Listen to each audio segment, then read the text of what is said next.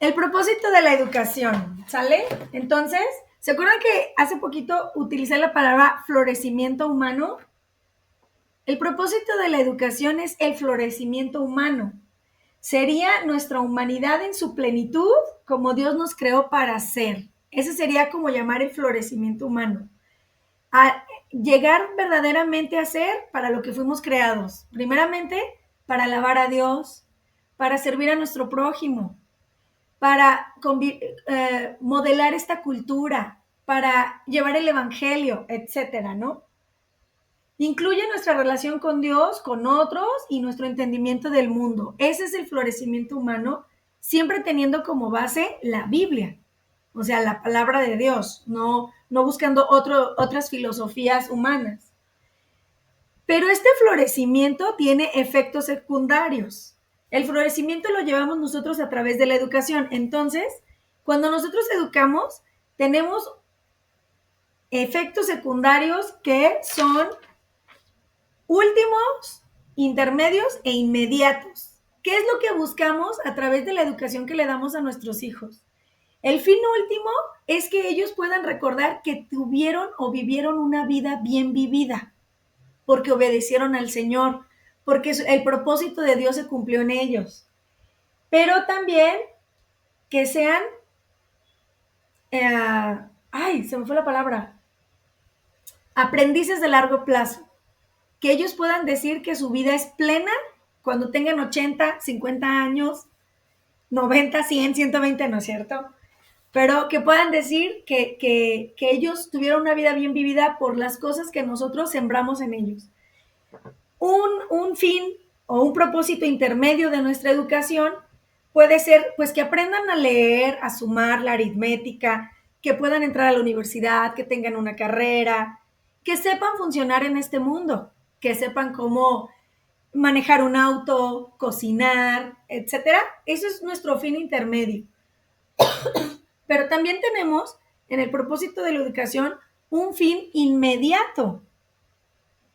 Y el fin inmediato, ¿qué deseamos hacer con nuestras vidas, con nuestros niños el día de hoy que les estamos dando clase o que les estamos enseñando algo? ¿Qué deseo? Este fin inmediato es el enriquecer su vida ahora. Que nuestros hijos se conviertan en el tipo de personas correctas ahora. O sea, nosotros no decimos luego se le va a quitar, luego y lo dejas, sino que trabajamos hoy. Quiero que mi hijo lea correctamente. Quiero que mi hijo tenga buenos valores. No lo dejas para después y comienzas a trabajar inmediatamente en ese valor o en la lectura, repasar la lectura para día a día tenemos fines inmediatos, fines intermedios y fines, el fin último, el propósito último, pues glorificar a Dios, ¿verdad? Como dice el ¿Cómo logramos esto? Para nuestro fin último, para lograr que nuestros hijos tengan una vida verdaderamente, un florecimiento humano al final de sus vidas, ¿cómo logramos esto? Debemos tener en cuenta una misión, que cuando yo lo leí dije, voy a escribir mi misión. Una misión que cada día te recuerde por qué estás haciendo escuela en casa o cuál es tu fin último. Entonces nosotros podríamos poner, pues queremos que nuestros hijos sean sabios y virtuosos, podemos poner, queremos que sigan aprendiendo el resto de sus vidas, podemos poner como misión última que sean modeladores de su cultura o que siempre persigan la verdad, la bondad y la belleza. Tomando tu misión o tu lema, que va a ser tu fin último por el que tú estás dando lo que das, entonces no lo olvidas y podrías planear cada día tu escuela o cada libro que tú lees que lleve a este fin último, ¿cierto? Ahora, ¿cómo motivamos? Lo que tienen las escuelas en todas partes del mundo es que ellos solo se fijan en el punto intermedio, que tu hijo llegue a la universidad, que consiga un buen trabajo, que gane dinero. Esa es su meta, siempre es intermedia. Para nosotros es parte de nuestra meta. O sea, ¿cuántos hemos visto o conocido familias que tienen hijos adultos que no pueden valerse por sí mismos? Que no pueden trabajar, no conservan trabajos, no pueden mantener una familia, no se sienten capaces, están siempre buscando algo que hacer porque no saben hacer nada. Claro que nosotros también buscamos ese medio intermedio, ese fin intermedio, perdón. Pero no nos enfocamos solo ahí. O sea, nosotros no decimos, ahí entró a la universidad, hasta ahí llegué yo. Era lo que yo quería. Ya tiene su trabajo súper buenísimo. Ya, eso era lo que yo buscaba para él. Nosotros queremos un propósito. Recordemos que cada educación tiene su antropología, ¿se acuerdan? Y nosotros sabemos que somos almas, almas eternas. Entonces no solo buscamos el fin intermedio, buscamos el fin último. O sea, qué padre poder presentarle a Dios un hijo que temió al Señor, un hijo que le obedeció, pero entonces eso va el fin último. ¿Cómo motivamos? Lo, lo, lo mal que podemos usar para motivar a nuestros hijos a estudiar o a educarse es nada más decirles el fin intermedio. Ay, para que vayas a la universidad, para que ahora sí consigas un trabajo, para que ganes dinero, para que te compres todo lo que tú quieras, para que sepas más que fulanito tu amigo, ¿no? O sea, esa sería una mala motivación. Ahora quiero que nosotros pensemos cómo podemos motivarlos correctamente para que ellos quieran seguir aprendiendo y llevarlos a nuestro fin último. ¿Qué podríamos decirles a nuestros hijos para que ellos se puedan motivar el aprender por querer hacerlo, que no sea nada más nuestro fin intermedio, que es parte? O sea, yo sí le digo a mi hijo, no, hijo, no dejes el inglés, ¿qué tal si un día tú traduces los libros? Es un fin intermedio. Los libros de los puritanos. Entonces él se dice, bueno, sí, ¿no? Pero ¿cómo podemos motivarlos a que sigan aprendiendo por el gusto de aprender, por glorificar a Dios? ¿Qué podríamos decirles? ¿Tiene alguna idea? A ver, piénsenle. Que son únicos y tienen un propósito único dado por Dios. Exacto, Daisy. Muy bueno. Muy buena motivación. ¿Alguna otra? Porque a veces en la escuela nos decían cómo nos motivaban a leer. Va a venir en el examen. ¿Se acuerdan? Esto lo tienes que aprender porque si no se te va a hacer más difícil el año que viene lo que vas a ver. O sea, era como muy condicionado y todo era eh, de los temas que están viendo, pero no trascendía esa educación. Entonces, lo que quiero aquí es que no caigamos nosotros en ese error o simplemente ni siquiera motivarlos, decir, pues lo tenemos que hacer y seguir así, ¿no? Pero lo que dice Daisy es muy cierto. Cada uno de nuestros hijos es único y tiene un propósito por el cual Dios lo creó. ¿De qué otra manera podríamos motivar a nuestros hijos? La mejor motivación, ya lo dijo Geraldine, es nuestra vida. Lo que nosotros le podemos enseñar, transmitir. Acuérdense que nosotros somos como el diccionario de nuestros hijos. Nosotros les decimos verdaderamente qué cosas hay que dedicarle tiempo, qué cosas no. Hasta les enseñamos cómo perder el tiempo. ¿No se han fijado? O sea, yo ahorita en este tiempo me he fijado que mis niños me siguen a donde voy. Si voy al patio, se asoman, ¿qué estás haciendo? Y estoy tendiendo, ven, ayúdame. Y no, así. Pero es realidad. O sea, nosotros les vamos a enseñar a amar lo que tienen que amar y a odiar lo que tienen que odiar, pero también les podemos enseñar a aprovechar el tiempo o a perder el tiempo, o a crear o a destruir. O sea, nosotros somos la mejor motivación para nuestros hijos. Y por último, y aquí es donde nos metemos, el inmediato de vivir, cómo enriquecemos la vida diaria de nuestros hijos, planificando. Nosotros tenemos que llegar a que ellos tengan un deleite por aprender todos los días.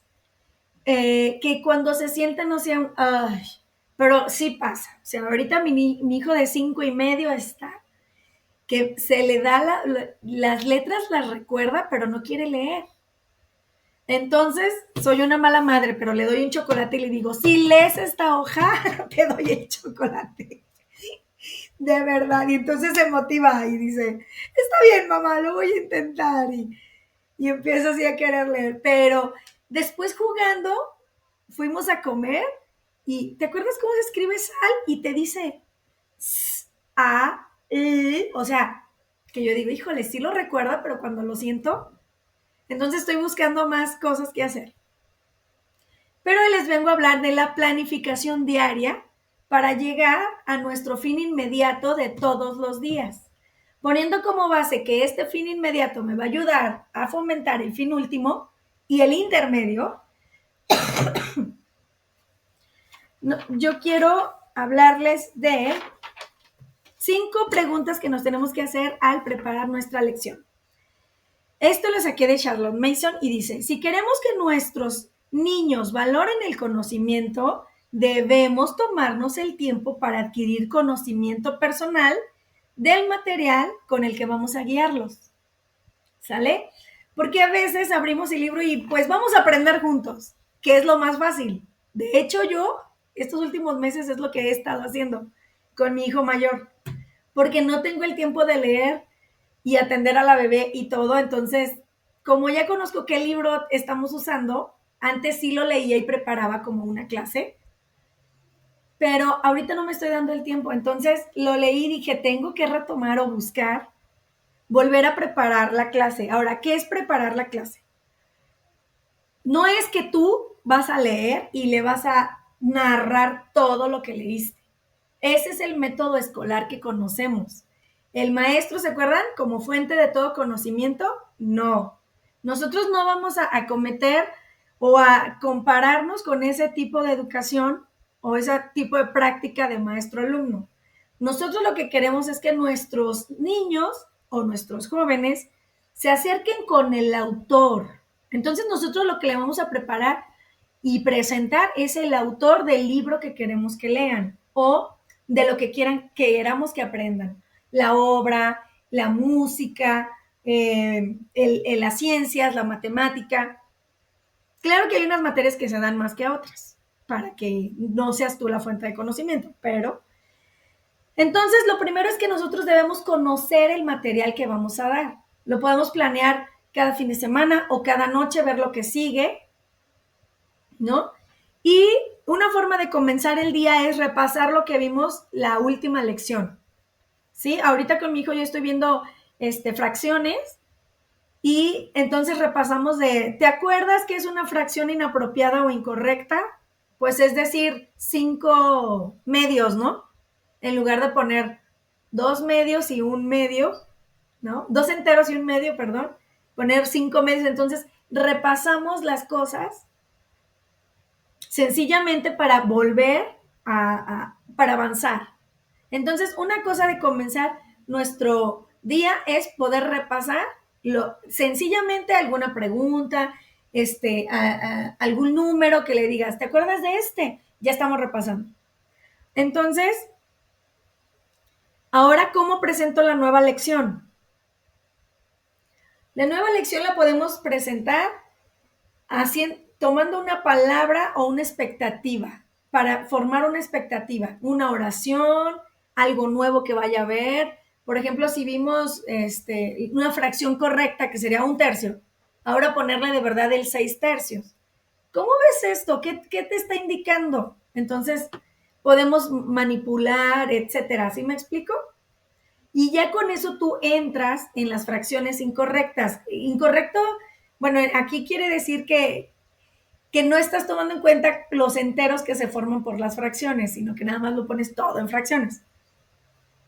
Entonces es una manera de presentar la lección, hacerlos pensar antes para luego nosotros presentarles lo que queremos enseñarles.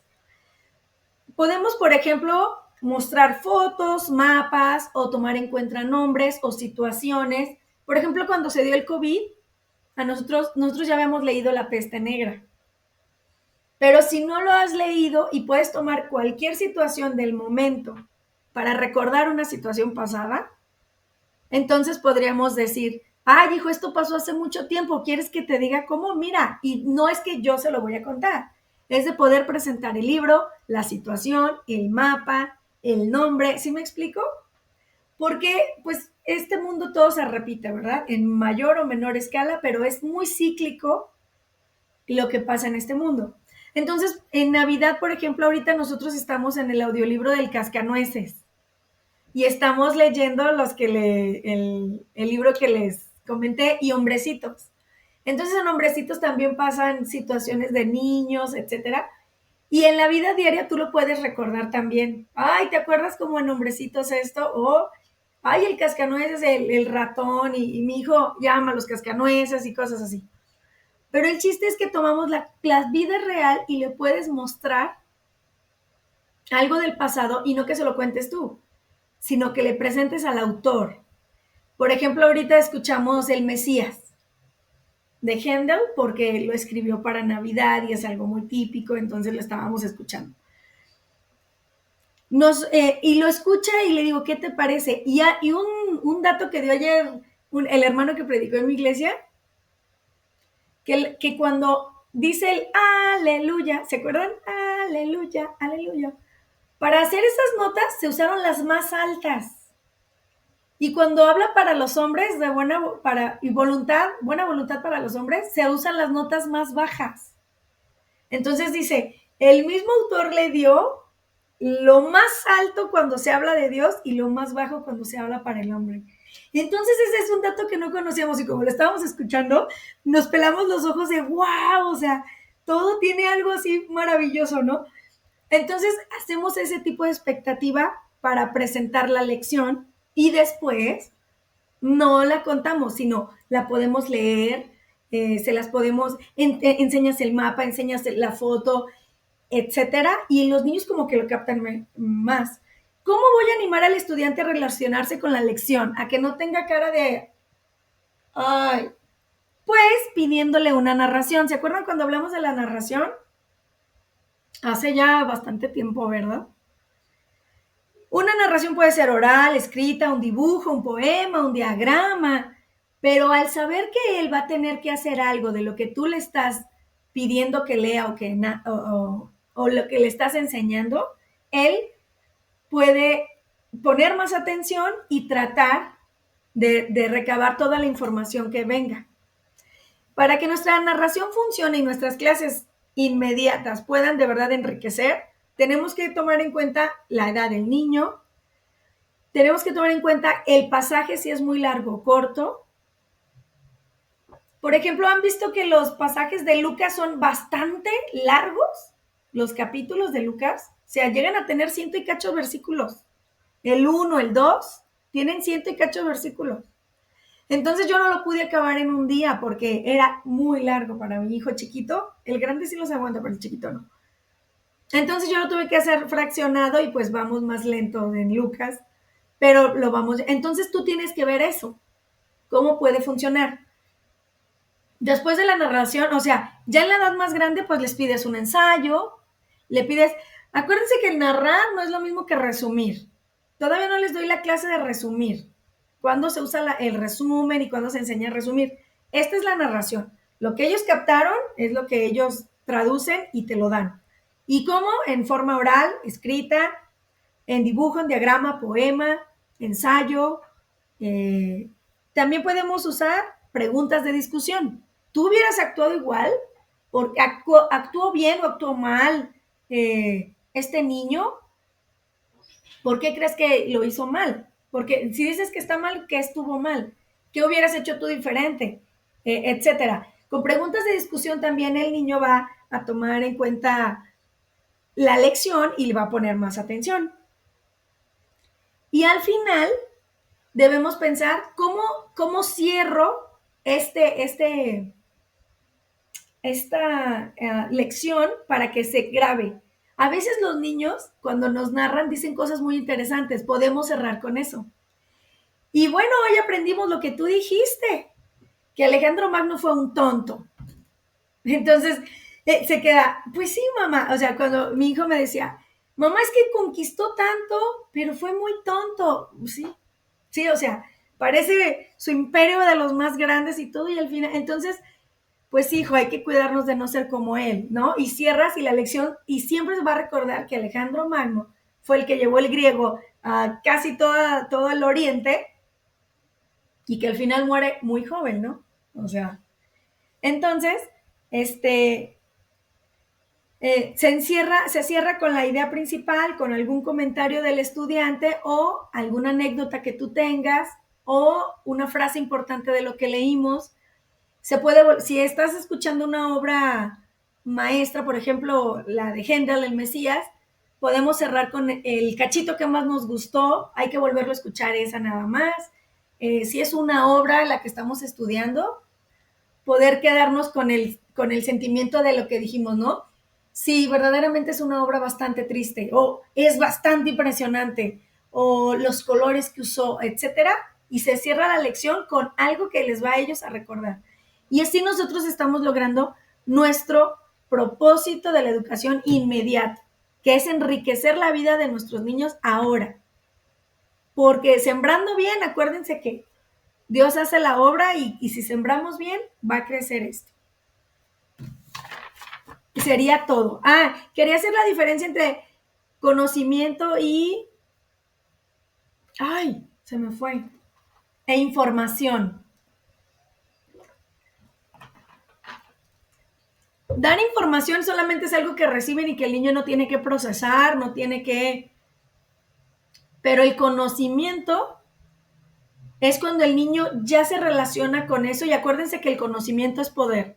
Entonces el niño va a poder trabajar y traducir ese poder de conocimiento y va a poder hablar de él, de lo que sabe con cualquier persona, de cualquier edad, en cualquier... Y cuando nada más damos información como si fuera de memoria, va a tener miedo de cometer un error o se le olvide una palabra y ya no poder continuar con lo que se sabía de memoria. Entonces, Charlotte Mason decía que el conocimiento es lo que alimentan las mentes, no la información. Por eso presentamos buenos libros, buen material, buena música, para que los niños adquieran de verdad ese conocimiento. ¿Sale? Pues eso es todo lo que traigo, chicas. ¿Tienen algún comentario?